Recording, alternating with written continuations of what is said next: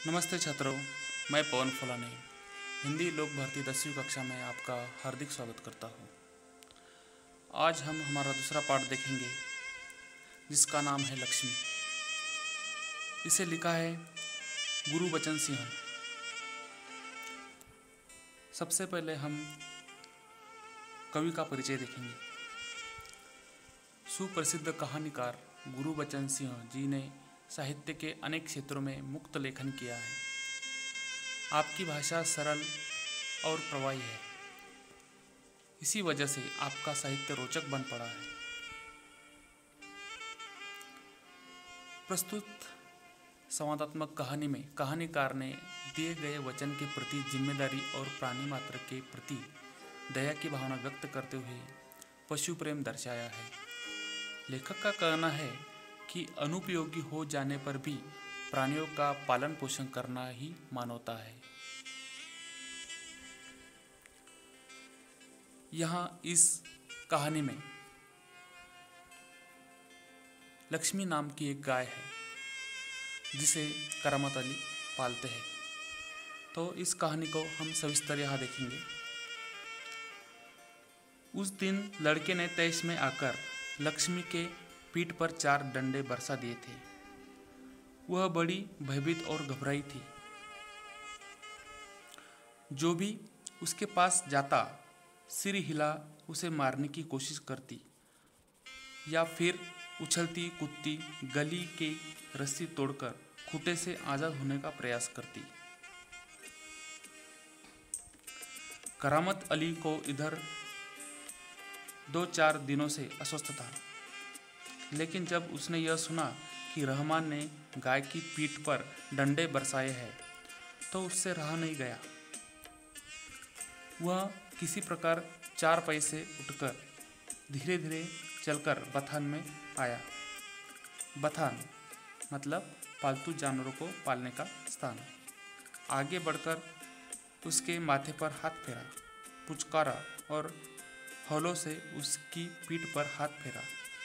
लक्ष्मी के शरीर में एक सिहरन सी दौड़ आई। ओह, कम्बक ने कितनी बेदर्दी से पीटा है। उसकी बीवी रमजानी बोली, लो, चोट की जगह पर यह रोगन लगा दो, बेचारे को आराम मिलेगा। रोगन मतलब जख्म पर लगाने की दवा। करामत अली गुस्से में बोला, अच्छा हो अगर इसी लाठी से तुम्हारे रहमान के 2 हाथ तोड़ दिए जाए। कहीं इस तरह पिटा जाता है। रमजानी बोली, लक्ष्मी ने आज भी दूध नहीं दिया तो उसकी सज़ा इसे लाठियों से दी गई। रहमान से गलती हो गई, इसे वह भी कबूलता है। रमजानी कुछ क्षण खड़ी रही, फिर वहाँ से हटती हुई बोली, देखो अपना ख्याल रखो, पाँव इधर उधर गया तो कमर सिकवाते रहोगे। करामत अली ने फिर प्यार से लक्ष्मी की पीठ सहलाई। मुँह ही मुँह में बड़बड़ाया, माफ़ कर लक्ष्मी, रहमान बड़ा मूर्ख है। उम्र के साथ तूत भी बूढ़ी हो गई है। डेयरी फार्म के डॉक्टर ने तो पिछली बार ही कह दिया था, यह तेरा आखिरी बरस है। लक्ष्मी शांत खड़ी अपने जख्मों पर तेल लगवाती रही।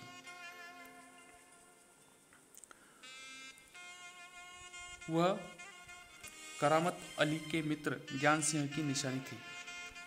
ज्ञान सिंह और करामत अली एक दूसरे के पड़ोसी तो थे ही, वे कारखाने में भी एक ही विभाग में काम करते थे।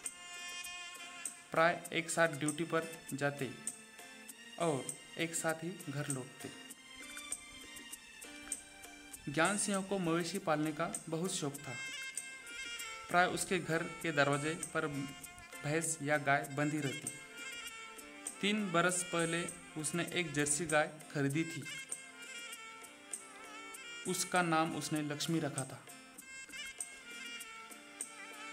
अधेड़ उम्र की लक्ष्मी इतना दूध देती थी कि उससे घर की जरूरत पूरी हो जाने के बाद बाकी दूध गली के कुछ घरों में चला जाता। दूध बेचना ज्ञान सिंह का धंधा नहीं था। केवल गाय को चारा और दर्रा आदि देने के लिए कुछ पैसे जुटा लेता था। दर्रा अनाज के अंश। नौकरी से अवकाश के बाद ज्ञान सिंह को अपनी कंपनी का वह मकान खाली करना था। समस्या थी तो लक्ष्मी की। वह लक्ष्मी को किसी भी हालत में बेच नहीं सकता था। उसे अपने साथ ले जाना भी संभव नहीं था। जब अवकाश में 10-15 दिन रह गए थे तो करामत अली से कहा, मियाँ, अगर लक्ष्मी को तुम्हारे पास सौंप दूँ तो तुम उसे स्वीकार करोगे? मियाँ, करामत अली ने कहा था, नेकी और पूछ भला इससे बड़ी खुशनसीबी मेरे लिए और क्या हो सकती है। करामत अली पिछले 1 वर्ष से उस गाय की सेवा करता चला आ रहा था। गाय की देखभाल में कोई कसर नहीं छोड़ रखी थी। करामत अली को लक्ष्मी की पीठ पर रोगन लगाने के बाद भी इत्मीनान नहीं हुआ। उसके सिर पर हाथ फेरता रहा। लक्ष्मी स्थिर खड़ी उसकी ओर जिज्ञासापूर्वक दृष्टि से देखती रही। करामत अली को लगा जैसे लक्ष्मी कहना चाहती हो, यदि मैं तुम्हारे काम की नहीं हूँ तो तुम मुझे आज़ाद कर दो, मैं घर छोड़कर कहीं चली जाऊंगी। करामत अली ड्यूटी पर जाने की तैयारी में था। तभी रमजानी बोली, रहमान के अब्बा, अगर लक्ष्मी दूध नहीं देगी तो हम इसका क्या करेंगे? क्या खूंटे से बांधकर हम इसे खिलाते पिलाते रहेंगे?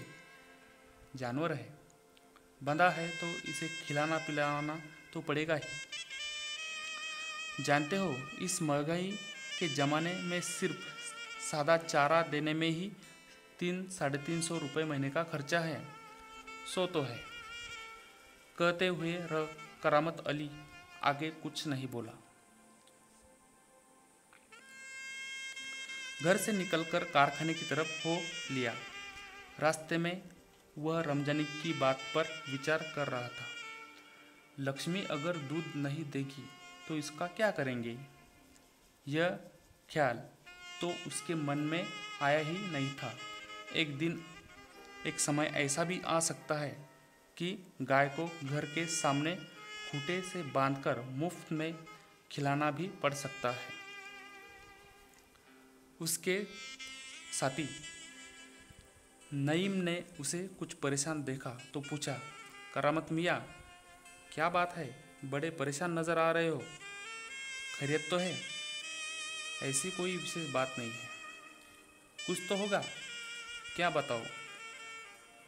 गाय ने दूध देना बंद कर दिया है, बूढ़ी हो गई है, बैठा कर खिलाना पड़ेगा।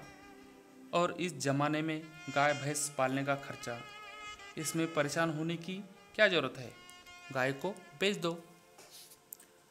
करामत अली ने होका भरते हुए कहा, हाँ, परेशानी से छुटकारा पाया जा सकता है। बहुत आसान तरीका है, लक्ष्मी को बेच दिया जाए। वह नईम के पास से हटकर अपने काम में जुट गया। करामत अली रात का गया, सवेरे कारखाने से घर लौटा। रात की ड्यूटी से घर लौटने पर ही वह लक्ष्मी को दूता था। घर में घुसते ही उसने रमजानी से पूछा, क्या लक्ष्मी को अभी तक चारा नहीं दिया? रमजानी बोली, रमा से तो कहा था। तुम दोनों की मर्जी होती तो गाय को अब तक चारा मिल चुका होता। अगर वह दूध नहीं दे रही है तो क्या उसे भूखा रखोगे? कहते हुए करामत कटा हुआ पुआल, खली और दर्रा आदि ले जाकर लक्ष्मी के लिए सानी तैयार करने लगा। लक्ष्मी उतावली सी तैयार हो रही सानी में मुंह मारने लगी। गाय को सानी देकर करामत अली उसके पीठ देखने लगा। रोगन ने अच्छा काम किया था। दाग कुछ हल्के पड़ गए थे। 10-15 दिनों से यूं ही चल रहा था। एक दिन जब करामत अली ने पुआल लाने के लिए रमजानी से पैसे मांगे तो वह बोली, मैं कहाँ से पैसे दूँ? पहले तो दूध की बिक्री के पैसे मेरे पास जमा रहते थे, उसमें से दे देती थी। अब कहाँ से दे दूँ? लो, यह राशन के लिए कुछ रुपए रखे थे। कहते हुए रमजानी ने संदूकची में से 20 का एक नोट निकालकर उसे थमाते हुए कहा, इससे लक्ष्मी का राशन ले आओ। संदूकची, पैसे रखने की जगह। ठीक है, इससे लक्ष्मी के 2-4 दिन निकल जाएंगे। आखिर इस तरह कब तक चलेगा? रमजानी दुखी स्वर में बोली, तुम इसे खुला छोड़कर आजमा कर तो देखो। कहते हो तो ऐसा करके देख लेंगे। दूसरे दिन रहमान सवेरे 8-9 बजे के करीब लक्ष्मी को इलाके से बाहर, जहाँ नाला बहता है, जहाँ झाड़ झक्काड़ और कहीं धूप के कारण जमीन हरी नजर आती है, छोड़ आया ताकि वह घास इत्यादि खाकर अपना कुछ पेट भर ले। लेकिन माँ बेटे को यह देखकर आश्चर्य हुआ कि लक्ष्मी 1-1.5 घंटे बाद ही घर के सामने खड़ी थी। उसके गले में रस्सी थी। एक व्यक्ति उसी रस्सी को हाथ में थामे कह रहा था, यह गाय क्या आप लोगों की है? रमजानी ने कहा, हाँ, यह हमारी गाय का सब चारा खा गई। इसे आप लोग बांध कर रखे, नहीं तो काजी हाउस में पहुंचा देंगे। काजी हाउस मतलब लावारिस जानवरों को रखने की जगह। रमजानी चुप खड़ी आगतुक की बातें सुनती रही। दोपहर बाद जब करामत अली ड्यूटी से लौटा और नहा धोकर कुछ नाश्ते के लिए बैठा तो रमजानी उससे बोली, मेरी मानो तो इसे बेच दो। फिर बेचने की बात करती हो? कौन खरीदेगा इस बुढ़िया को? रहमान कुछ कह तो रहा था, उसे कुछ लोग खरीद लेंगे। उसने किसी से कहा भी है, शाम को वह तुमसे मिलने भी आएगा। करामत अली सुनकर खामोश रह गया। उसे लग रहा था सब कुछ उसकी इच्छा के विरुद्ध जा रहा है, शायद जिस पर उसका कोई वश नहीं था। करामत अली यह अनुभव करते हुए कि लक्ष्मी की चिंता अब किसी को नहीं है, खामोश रहा। उठा और घर में जो सूखा चारा पड़ा था उसके सामने डाल दिया। लक्ष्मी ने चारा को सूंघा और फिर उसकी तरफ निशानापूर्ण आंखों से देखने लगी, जैसे कहना चाहती हो, मालिक यह क्या, आज क्या मेरे फाकने को यह सूखा चारा ही है, दर्रा खली कुछ नहीं। करामत अली उसके पास से उठकर मुंह हाथ धोने के लिए गली के नुक्कड़ पर नल की ओर चल गया। 7-8 बजे के करीब रहमान एक व्यक्ति को अपने साथ लाया। करामत अली उसे पहचानता था। इसके पहले ही उससे कुछ औपचारिक बातें हो। करामत अली ने पूछा, क्या तुम गाय खरीदने आए हो? उसने जवाब में कहा, हाँ, बूढ़ी गाय है, दूध वूध नहीं देती। तो क्या हुआ? तुम इसे लेकर क्या करोगे? मैं कहीं और बेच दूंगा। यह तुम्हारा पुराना धंधा है, मैं जानता हूँ। मुझे तुम्हें गाय नहीं बेचनी। करामत मियाँ ने उसे कोरा जवाब दे दिया। कोरा जवाब देना मतलब साफ मना करना।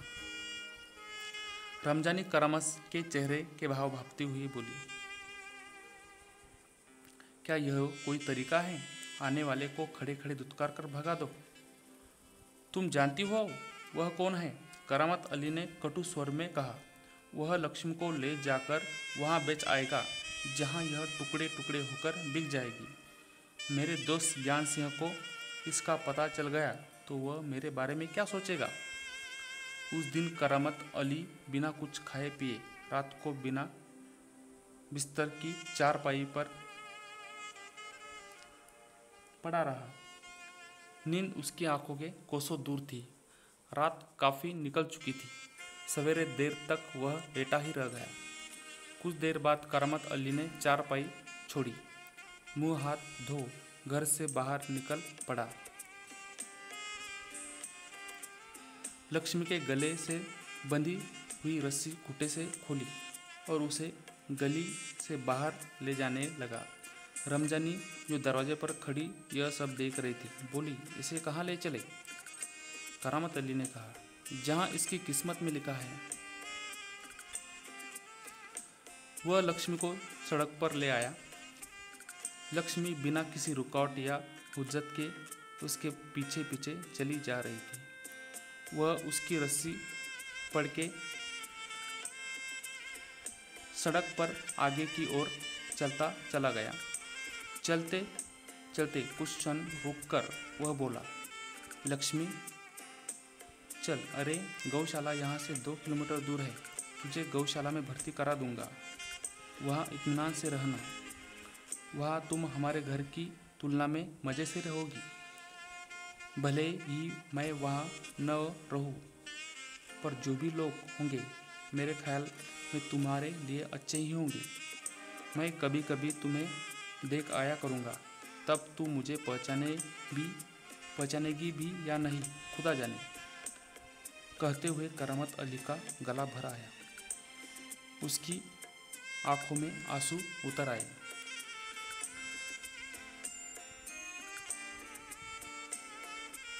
चल लक्ष्मी चल, जल्दी जल्दी पैर बढ़ा। और वह खुद किसी थके मांदे बूढ़े बैल की तरह भारी कदमों से आगे बढ़ने लगा। तो दोस्तों, आज हमने गुरुबचन सिंह लिखित लक्ष्मी यह कहानी देखी। इस कहानी से हमें यह सीख मिलती है कि हमें जानवर अनुपयोगी हो जाने पर भी हमें उसका पालन पोषण करना चाहिए। वही हमारे मानवता का धर्म है। अगर ये वीडियो आपको अच्छा लगा हो तो उसे लाइक ज़रूर कीजिएगा और सब्सक्राइब का बटन दबाकर इस पर जो भी गृह कार्य मैं आपको दूंगा उसे आपको पूरा करना है। जो भी कुछ गृह कार्य होगा मैं उसे आपको अगले वीडियो में ज़रूर दूंगा। धन्यवाद छात्रों।